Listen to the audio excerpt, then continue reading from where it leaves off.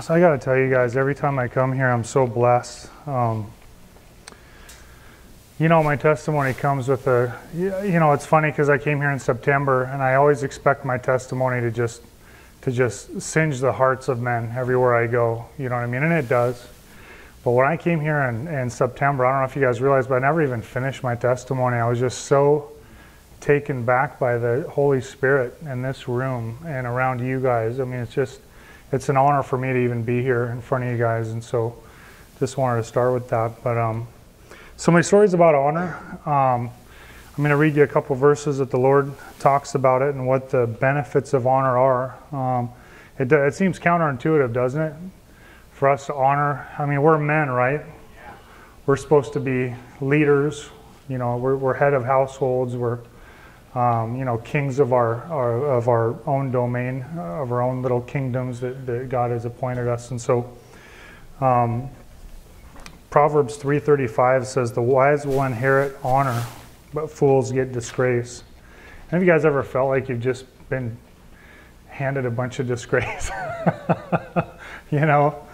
Proverbs 4:8 says, this is about us honoring our wives, which I don't know about you guys, but I'm always the cool guy until my wife reminds me.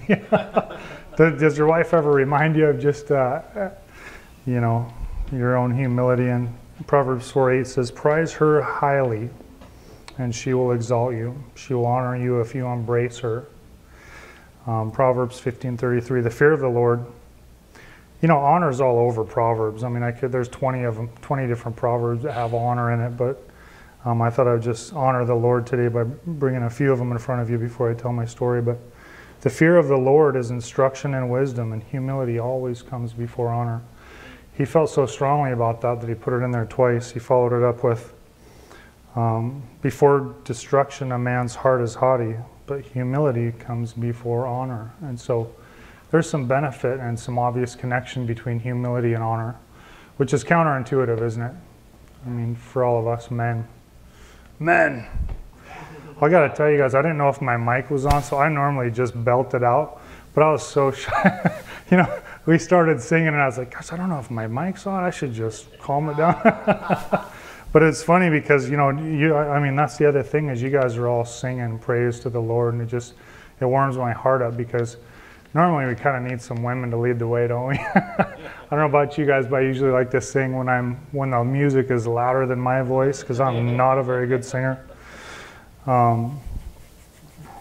But Proverbs 21:21 is one of my life verses, and it says, "Whoever pursues righteousness and kindness will find life, righteousness, and honor." And so I don't know if any of you guys have heard of the Bellingham Bulldogs, the minor league football team. Any of you guys? Yeah. I started the Bulldogs back in 2008, and it was started out as a men's ministry, believe it or not. And, God has just blessed that ministry. Some of our, when I started it out, I told the guys, I said, when we first started the Bulldogs, I said, how can I just want to devote every minute of my life to God. So how can I tie football into God? You know what I mean? And so I developed the Bulldogs as a way to reach men that normally wouldn't find their way into church, where a lot of us have found the Lord. And so I wanted to bring the Lord to them. And so we brought in a bunch of guys that thought they were, pretty, they're kind of glory-seeking, self-honoring, guys coming in and looking for a little bit of a glory, What they found out when they came into our football team is that we don't honor those people. We don't honor the Terrell Owens and the show-offs. We honor the guys. So one of the things you have to do to be a part of the Bellingham Bulldogs football team is you got to put in time at charities. You've got to give back to the community. And so some of the things we've done, we've helped out with Boys and Girls Club immensely. I believe heroes are made, not born. Yeah. Right? And so we've created local heroes out of the Bellingham Bulldogs. We've helped rebound up there, Band of Brothers, Habitat for Humanity, numerous cancer organizations, Bridget Collins House, some really unfortunate folks. And what I love to do with the Bulldogs is I love to get those few guys that show up every year. And I always go, hey, who's ready to go sign some autographs today? And you always get the guys, you know what I mean, with the guys that wear glasses, you know, shades indoors. And they always, oh yeah, and they wear their jersey and they put their, and they got their Sharpie and their thing. And we go down to Bridget Collins' house, for example, and they see these kids that have been so broken and so abused. And just every meal, every hour they're alive, you know, some of those kids are hiding from abusive fathers. Some of those kids are, you know, in witness protection and just all kinds of crazy stuff. And these guys come in there and they just melt. And I love to take the haughtiest men and just bring them in there and just bring them down a couple of notches. It's always awesome. And so what's become of the Bellingham Bulldogs is we became a nationally ranked football team. And so in 2009, we actually made it to 3rd in the country. So talk about some blessing. Now last year in 2010, we actually went to Myrtle Beach, South Carolina, and played in the national championship when we lost, but we got 2nd in the country last year. And so the most important, thank you very much. But here's the award that we've won. Oh, we also, you know, Pete Krim, the Whatcom County Executive, always declares a day for local companies that are recognized nationwide for doing the things that they should be doing. And so he declared December 10th, 2010 Bellingham Bulldogs Day, which is pretty phenomenal. But here's the award that I love the most. 2 years in a row, no semi-pro team has ever won this award 2 years in a row. But 2009 and 2010, we got Team of the Year award. We got recognized for the efforts that we make off the field, and it has nothing to do with what happens on the field. So that's pretty awesome. So as I get into this, I'm just going to ask you guys, you know, to be extremely vulnerable today, because I'm going to fillet myself up here. So I'm going to ask you guys to be transparent. I'm going to ask you to stay awake. I know I have one of those kind of voices that kind of puts people to sleep, so I yell sometimes. Go figure. So for those of you who didn't catch my testimony last time, I'm just going to briefly go over it before I get into the, you know, Peter 2:17.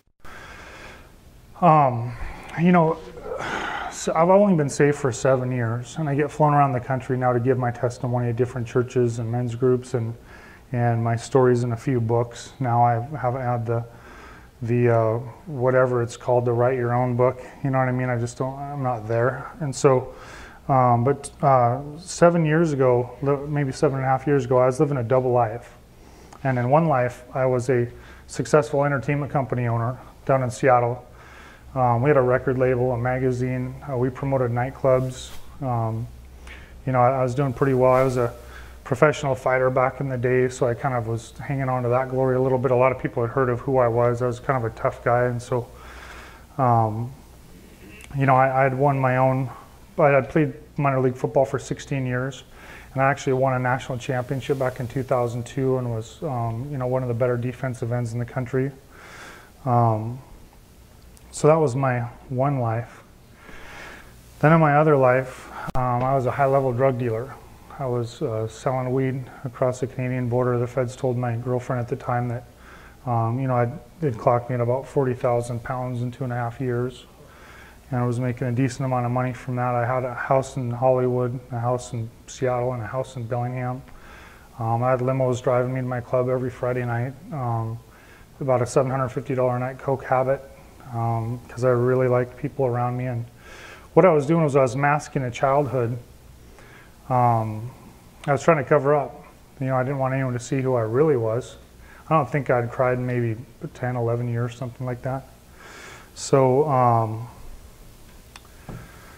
you know, my fighting pursuits led me to start collecting. You know, I was working with some local motorcycle gangs who run the marijuana industry up north of the border, and I was becoming a debt collector for those guys, and did some things that I'm, you know, luckily my shame has been nailed to the cross.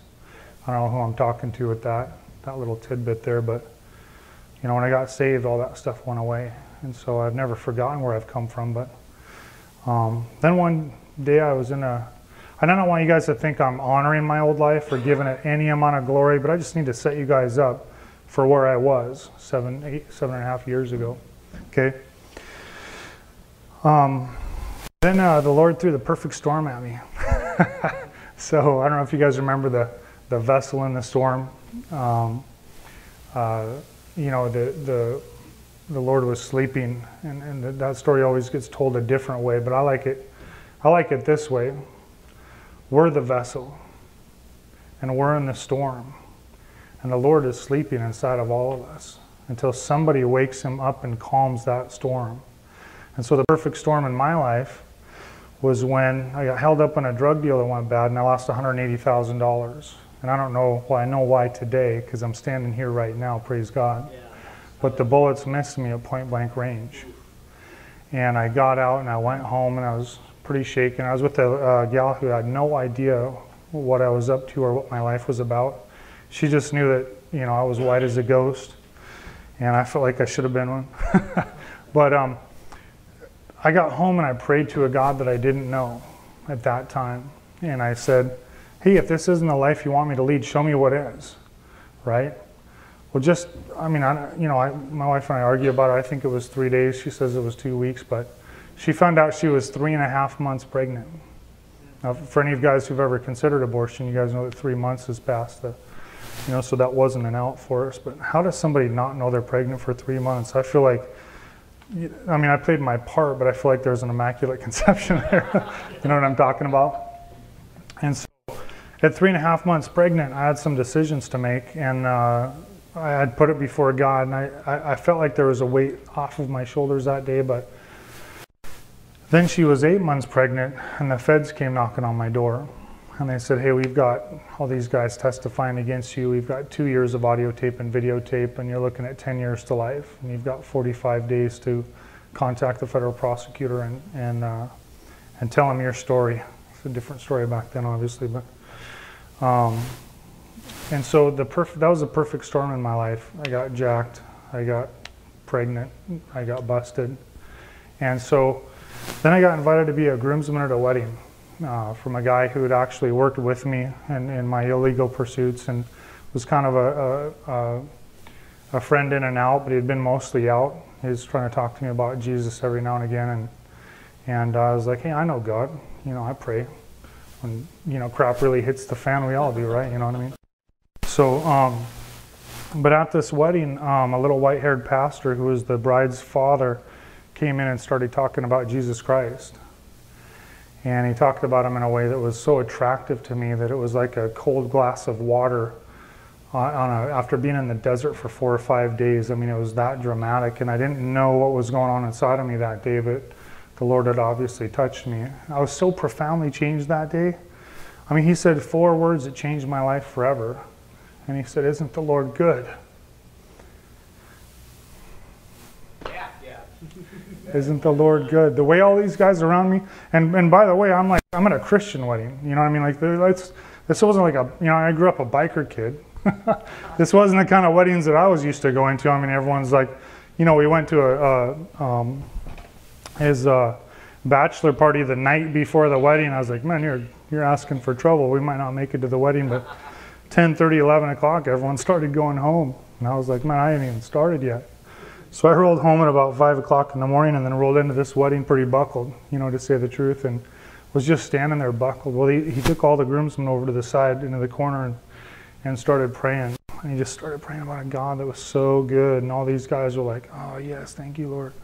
I was like, what the heck are these guys talking about? But I want to know him. It was attractive enough to me that I wanted to know him. And so his groomsman's gift to me was the 40 Days of Purpose-Driven Life. I don't know, it's something like 8 days. I went home and I read it. Now, I'd actually done a year in county jail when I was 18, and I'd met the pastor in there, Tony Stahl, and he'd given me a Bible. I never had the courage to throw it away, so I hung on to it, you know, since I was 18, and I dug that old Bible out and I started reading it, and I started comparing the notes that I was reading, the 40 Days of Purpose-Driven Life. It's such an easy read, right? It's just like 3 days and you're out. But then the Bible came alive to me, and it was just so amazing that God was just speaking to me through this, you know, living word. And by the way, you guys, Mark Urban back there, he's the guy who invited me to his wedding. So we're obviously,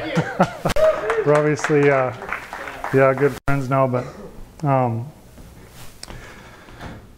you know, honoring people, 1 Peter 2:17 says, honor all, And so to honor other people, there's really a big part of us that needs to get out of the way. Do you guys ever feel like that? Like sometimes it's hard to honor.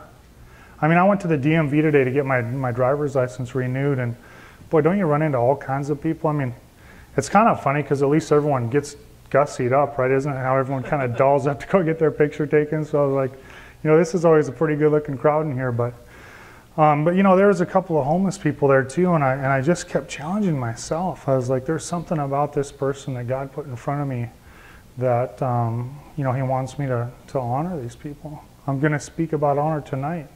You darn well better be living up to what you've been, you know, getting ready to preach about in the next few days. But,